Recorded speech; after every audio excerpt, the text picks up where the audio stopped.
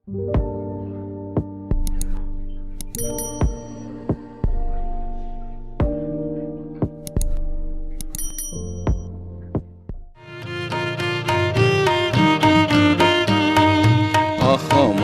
চোতালত ৰ'দ কাছলি কাৰেনো লাৱনী সেন্দুৰী মুখনি জিলে মিলাই। এইবাৰ ককাকক সুঁৱৰিব তুহিন শৰ্মাই। নমস্কাৰ। দিলীপ শৰ্মাৰ বিষয়ে মইনো কি ক'ম,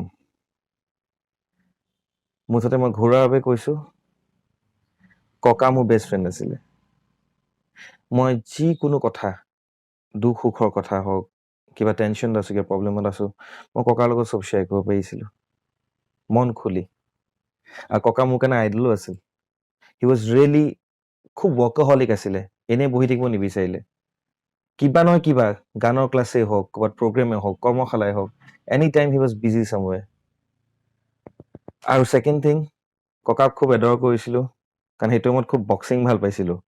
আৰু ককা চেণ্ট জেভিয়াৰ্ছৰ বক্সাৰ আছিলে, he was a champion boxer De.